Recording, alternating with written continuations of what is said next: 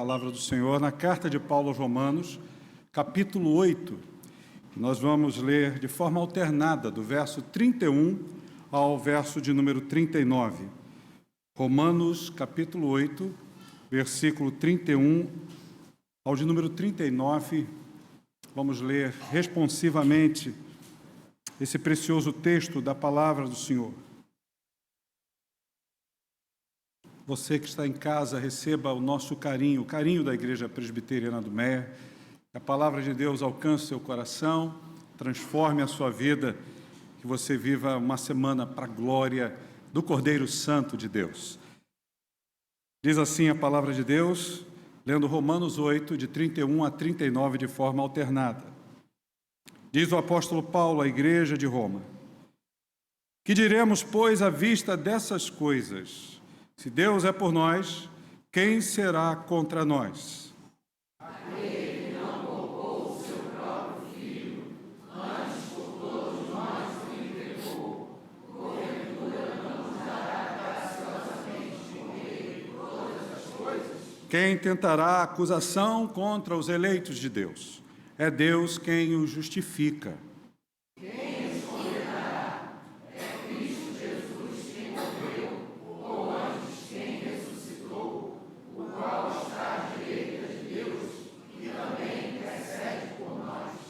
Quem nos separará do amor de Cristo?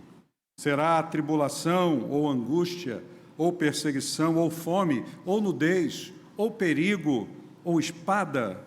Como está escrito, por amor de ti, somos entregues à morte o dia todo, fomos considerados como ovelhas para o matadouro. Em todas essas coisas, porém, somos mais que vencedores por meio daquele que nos amou. Porque eu sou bem certo de que nem a morte, nem a vida, nem os anjos, nem os principados, nem as coisas do presente, nem do porvir, nem os poderes, juntos, nem a altura, nem a profundidade, nem qualquer outra criatura poderá separar-nos do amor de Deus que está em Cristo Jesus, nosso Senhor. Amém. Pai, muito obrigado pela leitura dessa porção preciosa da Tua Palavra. Estamos aqui agora completamente abertos ao poder do Espírito Santo, através da proclamação da Tua Palavra. Seja este poder que assuma o controle dos nossos corações nessa manhã, para que sejamos completamente transformados pela Tua Palavra, para que a Tua Palavra ela reine, ela opere e ela seja aplicada no nosso coração. Nós oramos em nome e para a glória de Jesus. Amém e amém. Os amados podem se assentar, mantenha a sua Bíblia aberta, por gentileza, no texto que acabamos de ler. Meus irmãos, é tão bonito quando a gente recebe de Deus um grande presente como já recebemos nesse dia. Recebemos nesse dia o privilégio de levantarmos com vida. E levantando com vida da sua cama, você olhou pela varanda, olhou lá pela janela e viu o sol brilhando. Que dia de domingo lindo! O sol brilha. O dia está realmente convidativo, não só para que possamos desfrutar, mesmo com o calor do Rio de Janeiro, mas possamos desfrutar de uma alegria de podermos dizer: Deus, Tu és tão bom, Tu és perfeito em todos os seus caminhos.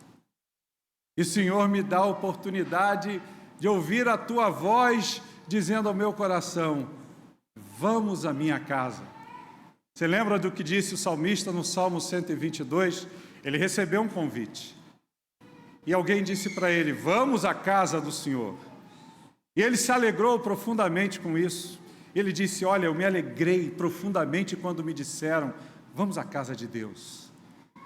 Mas, irmãos, quando recebemos esse convite para irmos à casa de Deus, nós estamos indo à casa de Deus, alguns com plena segurança, com um coração redondinho de alegria, mas outros podem estar indo, ouvindo a casa do Senhor com um coração mexido, com um coração preocupado, com um coração cheio de temor.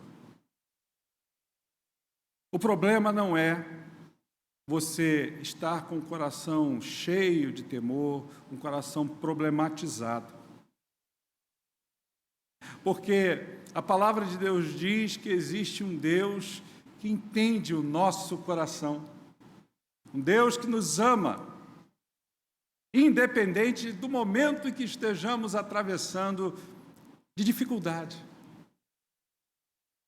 A questão não é essa, a questão é, mesmo em meio aos dias em que desfrutamos do brilho do sol, sem nenhuma dor, sem nenhum incômodo no nosso coração, ou quando o dia está tão belo, mas ainda estamos desfrutando de algum temor. A questão é, o que nós fazemos com isso diante de Deus? A palavra de Deus nos instrui aqui nesse texto, que existe nesse texto promessas confortadoras, promessas de alento para o coração da gente, independente de como você hoje saiu de casa, se saiu com a ausência de algum tipo de perturbação, ou se você saiu com a presença de medos, de angústia, de tristeza dentro da sua alma. Quando nós começamos o capítulo de número 8, e nós não lemos ele desde o início, o texto lá, no capítulo 1, versículo 1, Paulo começa a dizer assim: não há nenhuma condenação para aqueles que estão em Cristo Jesus. E aí ele começa a trabalhar tudo aquilo que confere certeza, convicção da presença de Deus em Cristo Jesus na vida do seu eleito, na vida do salvo, na vida do crente. E esse é um texto que fala para nós sobre segurança. Paulo aqui está afirmando que aquele que está em Cristo não pode estar separado dos benefícios da sua graça. Vocês lembram que aqui estavam, que acompanharam pela internet, domingo passado pela manhã falávamos sobre a maravilhosa graça de Cristo. E essa maravilhosa graça de Cristo, quando ela nos alcança, ela alicerça, ela fundamenta a nossa vida. Existem momentos, irmãos, na nossa vida, que as coisas de fato, muitas vezes não vão estar de acordo com aquilo que nós planejamos. E eu sei que você planeja coisas boas. Eu sei que você, como um crente sincero, você maquina na sua mente aquilo que possa produzir glória para Jesus. Não pode ser diferente. Aquele que está em Cristo, por ser nova criatura, a Bíblia diz que esse passa a desfrutar da mente de Cristo, porque ele faz parte do corpo de Cristo. Ora, se você está inserido no corpo de Cristo, você tem que pensar com o pensamento da mente de Cristo. E a palavra de Deus diz lá em Filipenses, capítulo 4, versículo 8, que aquele que está em Cristo tem uma maneira diferente de pensar. Ele pensa em tudo que é bom, em tudo que é agradável, em tudo que é de boa fama, em tudo que é louvor, em tudo que reside ou repousa virtude. Então, para qualquer crente, essa palavra de hoje, esse texto que acabamos de ler, ele serve para te encorajar. Porque existem momentos na vida em que o desânimo bate. Existem momentos na vida, eu não sei se é o seu momento, em que você está com a sua alma angustiada. E Paulo aqui fala que por estarmos juntos de Jesus e jamais separados do amor de Cristo, nos momentos mais adversos, mais difíceis da nossa vida, o Senhor caminhará ao nosso lado. Você estará completamente seguro, mesmo em meio às dores que se apresentem, aos ventos contrários que soprem contra você. E eu queria pensar com você nessa manhã sobre o tema Jesus Cristo, a eterna segurança do crente. Jesus Cristo, a eterna segurança do crente. Você pode repetir comigo o tema da mensagem dessa manhã? Jesus Cristo, a eterna segurança do crente. Ora, Por que que Jesus é a sua eterna segurança? Se não, vejamos, a Bíblia diz para a gente aqui que não há condenação para aqueles que estão em Cristo Jesus. Eu vou ler para você, ou reler, melhor dizendo, do verso 31 ao 34, quando Paulo diz: que diremos à vista dessas coisas? Se Deus é por nós, quem será contra nós? E ele diz mais, ele declara: aquele que não poupou o seu próprio filho, antes por todos nós o entregou, porventura não nos dará com ele graciosamente todas as coisas? E aí diz o verso 34, quem os condenará? Quem vai condenar esse filho de Deus? Quem vai condenar essa filha do Altíssimo?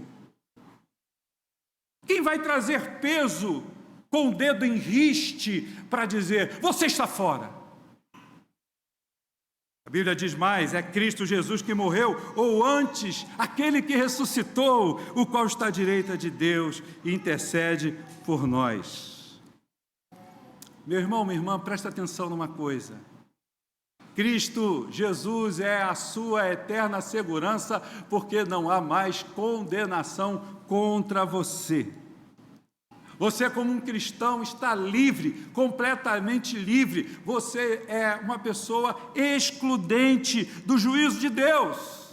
A Bíblia diz que todo ser humano, ele foi condenado por causa do pecado da desobediência, por não ouvir a palavra decretada por Deus, a ordem dada por Deus, lá no Gênesis, lá no jardim.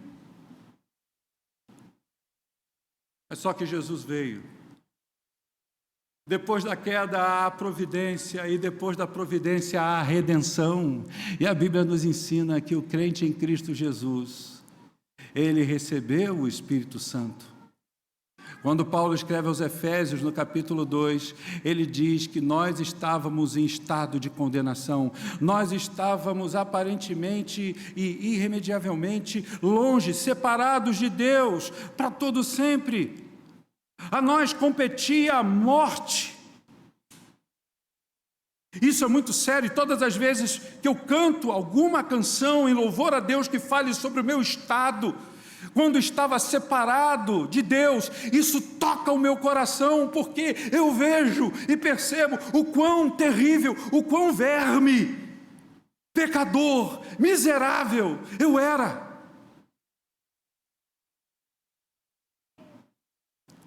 Mas ainda não somos? Sim, somos. Mas em Cristo Jesus a nossa aparência, a nossa imagem mudou. Porque não vivemos mais sob condenação. Você já viu o rosto de um condenado? Você já viu o rosto de um condenado? De alguém que está na antessala da morte? Alguém que está no corredor da morte? Alguém que vai ser punido com a pena capital? Seu rosto é desfigurado. Eu vi isso em alguns momentos, em alguns documentários. A pessoa parece que está olhando para o vazio, porque ela sabe que a vida vai cessar ali, por conta de uma condenação. E muitas vezes estamos vivendo a vida como se não nos lembrássemos da nossa situação passada, porque se nós não nos lembrarmos da nossa situação passada, preste atenção nisso que eu vou dizer agora, nós não somos ou não seremos capazes de valorizar o que Jesus fez no Calvário por você. Você já teve a experiência de ser socorrido, de ser ajudado, e você ficar muito grato por aquela pessoa, o que ela fez por você? Agora imagina o que Jesus fez, cessando o édito de condenação contra você. Quando ele foi ao Calvário e disse: Tetelestai, está consumado. O que é que está consumado? Não pode mais haver condenação contra aqueles pelos quais eu derramei o meu sangue e dei a minha vida. Eu quero dizer para você nessa manhã que está em Cristo Jesus, ou você que está em casa, ou em qualquer outro lugar nos ouvindo, você está livre da condenação. Absolutamente livre, porque Cristo foi a oferta viva, única, derradeira, de Deus pelo seu pecado, para libertar você do poder do pecado. Eu gosto muito do texto de 1 João 2, versículo 1, quando diz: filhinhos meus, estas coisas eu vos escrevo para que não pequeis. Se todavia você pecar, você tem um advogado junto ao Pai, Jesus Cristo, o justo. É esse mesmo João que diz lá, na sua primeira epístola, no capítulo 1, versículo 9, se confessarmos os nossos pecados, Ele é fiel e justo para nos perdoar os pecados e nos purificar de toda. Eu disse, segundo a palavra de Deus, porque ela é que diz, de toda a injustiça.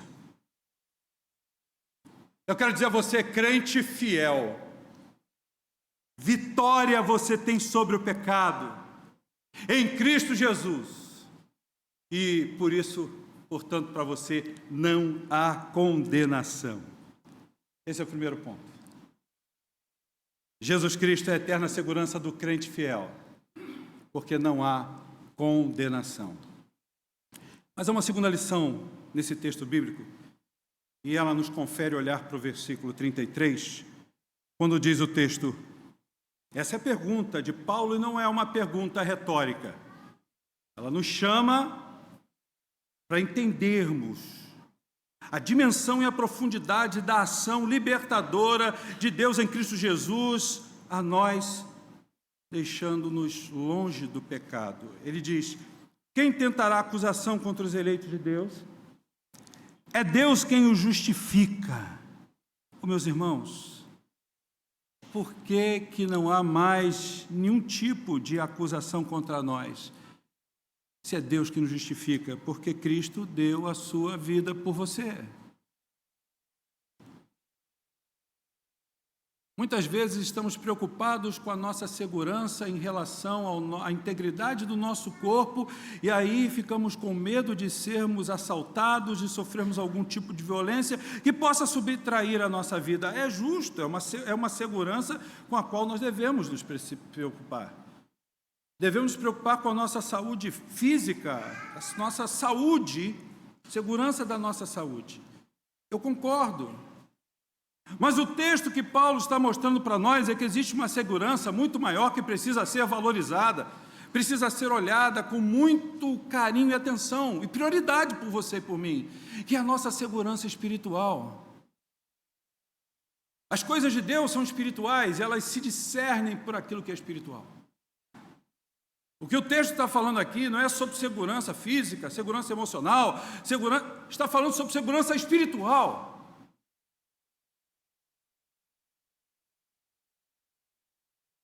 E Cristo, é Ele quem garante a você a possibilidade de não ser acusado. Quem nos acusa? O inimigo, o diabo, nosso adversário. E o diabo, ele tem prazer em pegar aquilo que você cometeu como deslize, que se chama pecado diante de Deus, e ele potencializa isso, tentando passar isso na sua cara, jogar em riste do teu rosto, fazendo com que você desanime, com que você perca o vigor, primeiramente de não ter mais contato com a Escritura, de não lê-la, cessar a sua vida de oração, a sua paixão por uma vida de oração. Consequentemente, fazer com que você já não tenha prazer em testemunhar do que Cristo fez por você, ou do que Ele está fazendo, ou do que Ele fará. Ele começa a tirar de você a força, a alegria de você atender o chamado de Deus, seja através do irmão, de uma irmã, através de uma situação em que o Espírito Santo fala com você, dizendo: alegre-se por ir à casa do Senhor, e você já não tem mais prazer de vir à igreja. Porque Ele vai dizer: olha, você não tem mais nada a ver com isso não. Você faz isso, você faz aquilo. Você não tem moral. E ele vai minando. E isso vai trabalhando o teu interior. E o velho homem, porque você tem o diabo como inimigo, mas o teu velho homem é teu inimigo também. Ele vai se alimentar disso. E o velho homem vai se conformar com isso. E vai dar ouvido a isso. E vai dizer: é verdade. e eu não vou também à igreja, e eu não quero mais saber de ficar lendo a Bíblia, ou de ficar tendo vida de oração, porque afinal de contas, Deus não tem me respondido do jeito que eu queria.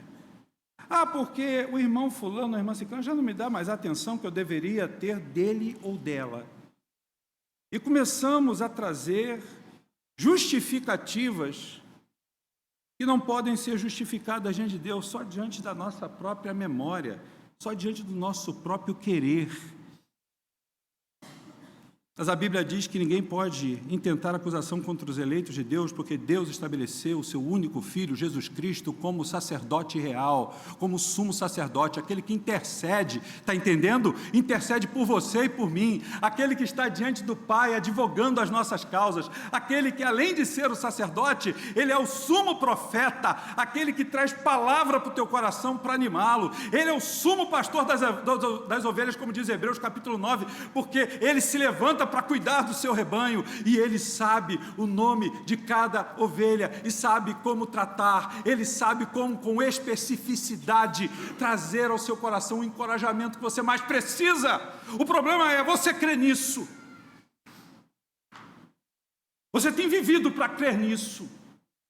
Você tem dado mais ouvidos às vozes estranhas, as que vêm de fora e as que vêm de dentro do teu coração pecador e enganoso? Ou você olha para as Escrituras, ouve a pregação recheada, permeada da unção da graça de Deus, presa ao que diz a verdade da Bíblia, dizendo: não desista, não desanime, não se permita enfraquecer, porque não pode haver acusação contra você, porque existe uma perfeita salvação que lhe foi conferida. Você está livre do pecado, porque você foi alcançado pela gloriosa salvação de Cristo Jesus. Hebreus 7, versículo 25 declara: portanto, pode também salvar perfeitamente os que por ele se chegam a Deus, vivendo sempre para interceder por eles. Aqueles que se achegam a Deus. Nessa manhã, convite da graça de Cristo é que você se achegue ao Senhor. É que você diga: Senhor, eu não sou autossuficiente. Senhor, eu não sou melhor do que eu aparento ou desejo ser. Senhor, limpa o meu coração. Vem, transforma o meu temperamento. Senhor, dá-me um coração amoroso, cheio de graça. Senhor, tira do meu coração as armadilhas que eu mesmo criei e que não me permitem relacionar com as pessoas. Faz-me um instrumento da Tua graça, Senhor, porque o Senhor é o meu verdadeiro, único e suficiente intercessor. Eu peço isso ao Pai em Teu nome. Não há acusação. Mas também diz o texto do verso 35 ao 39, e Jesus Cristo, Ele é a nossa segurança eterna, porque não há mais separação. Diz o verso 35 e diante: quem nos separará do amor de Cristo? Será tribulação, ou angústia, ou perseguição, ou fome, ou nudez, ou perigo, ou espada? Como está escrito: por amor de ti somos entregues à morte o dia todo, fomos considerados como ovelhas para o matadouro. Em todas essas coisas, porém, somos mais do que vencedores por aquele que nos amou. Porque eu estou bem certo de que nem a morte, nem a vida, nem os anjos, nem os principados, nem as coisas do presente, nem o porvir, nem poderes, nem altura, nem profundidade, nem qualquer outra criatura poderá separar-nos do amor de Deus que está em Cristo Jesus, nosso Senhor. Para Deus, não importa o que você é. Presta atenção nisso. Para Deus não importa o que você é. O que importa é o que Cristo Jesus, o seu Filho unigênito, precioso, é na sua vida. A Bíblia diz que Deus não nos trata segundo os nossos pecados, porque é um anteparo que sustenta, que inibe, que segura a ira de Deus contra você e contra mim. E esse anteparo é Jesus Cristo. Quando está chovendo, ou está fazendo muito sol, e você está na rua, às vezes eu peço arrego, irmãos. E para onde eu vou? Para debaixo de uma marquise. Ou entro numa loja. Está sol, né? Está chovendo. Quando você vai para debaixo de uma marquise, o que é que ela faz? Ela evita que se aplaque sobre você, chuva ou sol. Assim é Jesus. Ele aplaca a ira de Deus. Ele recebeu toda a ira justa de Deus sobre si. Toda a ira de Deus, e você imagina a ira do Criador, é a mais poderosa, insondável ira de todo o universo. Ela veio sobre Cristo. Você e eu estávamos fadados a recebê-la, é o que diz a Bíblia.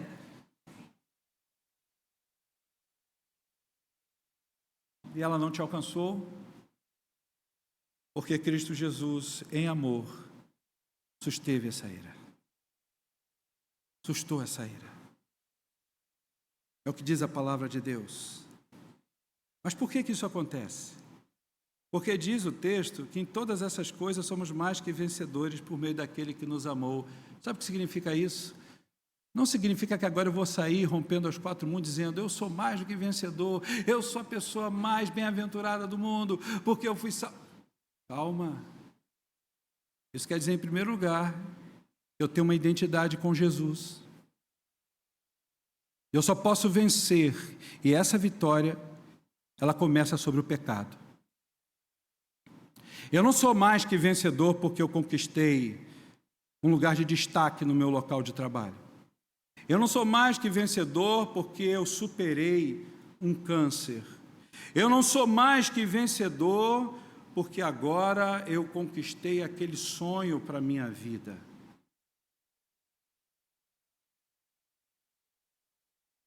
Eu sou mais que vencedor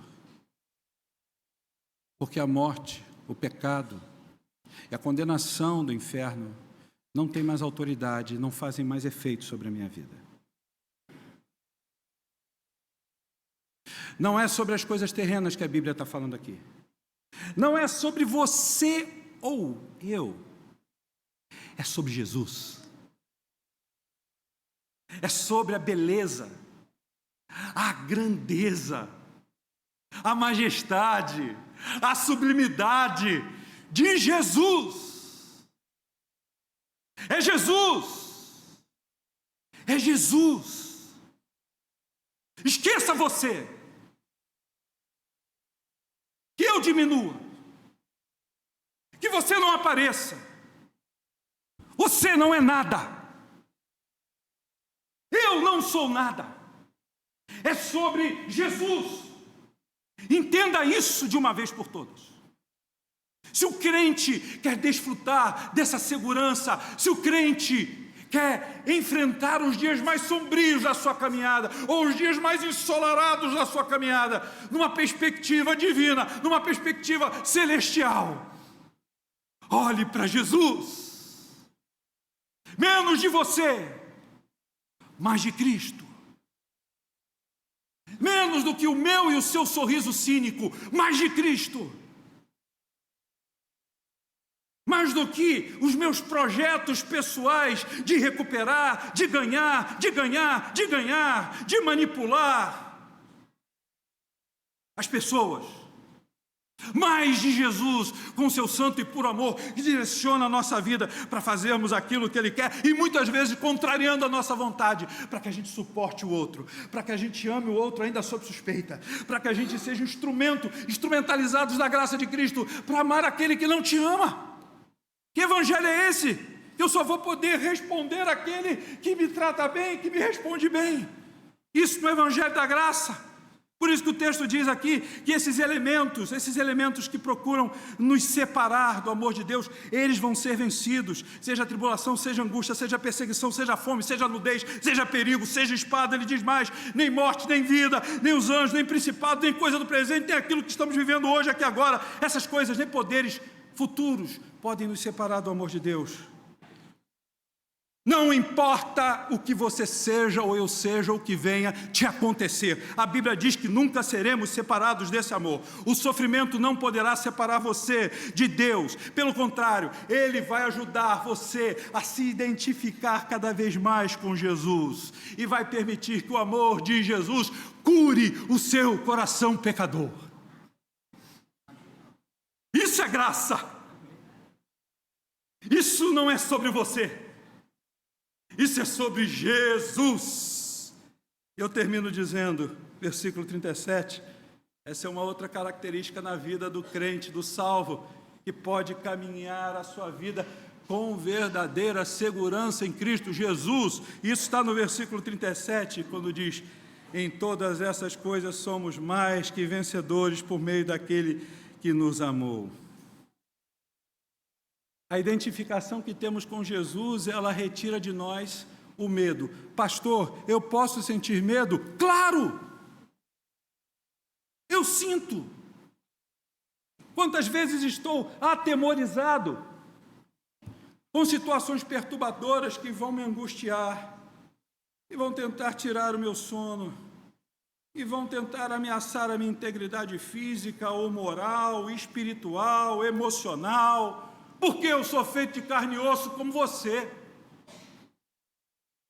Não existe um super crente, um crentaço. A Bíblia diz que em todas essas coisas, que coisas são essas que eu já citei: angústia, fome, nudez, espada, perigo, morte, por aí fora vai. Ele diz que somos mais que vencedores.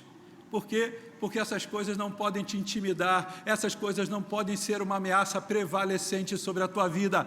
Elas podem, a princípio, trazer ao teu coração medo, mas esse medo não vai residir dentro de você. Por quê? Porque diz a primeira carta de João, capítulo 4, versículo 18 e versículo 19, o seguinte: não sou eu que digo, é a palavra de Deus. Diz o texto de João: no amor não existe medo, antes o perfeito amor lança fora todo medo. Ora, o medo produz tormento, logo aquele que teme não é aperfeiçoado no amor. E ele diz mais: nós o amamos porque ele nos amou. Nós o amamos porque ele nos amou primeiro, irmãos. O texto fala para a gente, de 1 João 4, que aquele que anda num relacionamento de amor com Jesus, que é discípulo de Jesus, que é fraco sim, que é limitado sim, porque nós somos, mas que quer obedecer a Cristo, que quer viver essa identificação com Ele. A Bíblia diz que nós somos identificados com Ele na sua morte. Tem gente que quer comer o bom, o melhor de uma terra que ainda não chegamos. Nós estamos no já e ainda não, nós estamos em transição, estamos indo para Canaã celestial, mas tem gente que já quer comer o melhor da terra. Calma, ainda estamos atravessando o deserto, tem maná, tem codornizes. Talvez você esteja experimentando aqueles mesmos cuidados repetidos de Deus, e talvez você não veja nada novo. Não tem o caviar. Ah, Senhor, eu queria o caviar agora. Eu queria aquele X-tudo maravilhoso agora da tua graça. E o Senhor diz: não, tem só essa porção para você. Ela é suficiente. E não é podrão, não. É bênção. Gente, nós não temos direito de sermos exigentes com Deus. Romanos capítulo 9 diz como é que o vaso pode dizer ao oleiro: oleiro, por que você me fizeste assim? A gente não tem essa autoridade, mas olha só, a Bíblia diz para a gente, amor, irmãos, que Deus revela o seu amor e essa identidade com Jesus, porque nenhuma das ameaças do pecado que nós vimos aqui no texto pode produzir tormento contra a nossa vida. Por que não pode produzir tormento contra a sua vida? Porque você está em Cristo Jesus, porque você está, segundo o texto, guardado nele.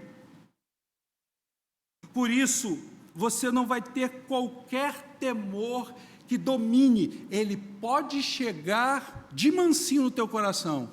E você, como está vivendo uma vida de intimidade com Jesus, você lê a Bíblia, você tem responsabilidade em lê-la, em aplicá-la no teu dia a dia, você tem uma vida de oração, Você é crente que vive a vida cristã e a leva a sério. Irmãos, você está guardado em Cristo. E isso vai lhe dar a garantia de que você vai poder desfrutar desse amor maravilhoso de Jesus. Isso vai produzir em você uma vida confiante, uma vida de encorajamento.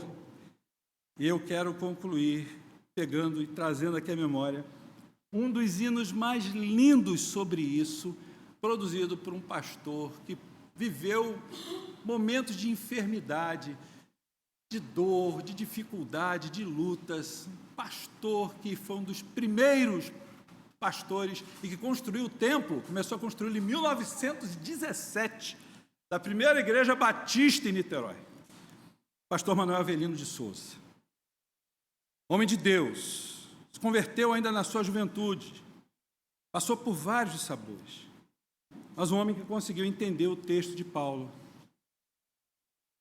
E ele escreveu uma poesia que se tornou, primeiro ela começa com poesia, depois se torna um hino. É o hino 145 do nosso inário e o hino 456 do inário Cantor Cristão. Mas nós temos ele no inário Novo Cântico. Ele diz assim: seguro estou, não tenho temor do mal, sim guardado pela fé em meu Jesus. Não posso duvidar desse amor leal. Ele em seu caminho sempre me conduz. Não me deixará, mas me abrigará. Do pecado vil vem me livrar. A sua graça não me recusará. Sim, Jesus é quem me pode sustentar. No poder de Cristo Mestre, no poder de Cristo Mestre, meu Senhor, minha vida salva está. Minha vida salva está do perigo que cercá-la. Ele poderá livrá-la.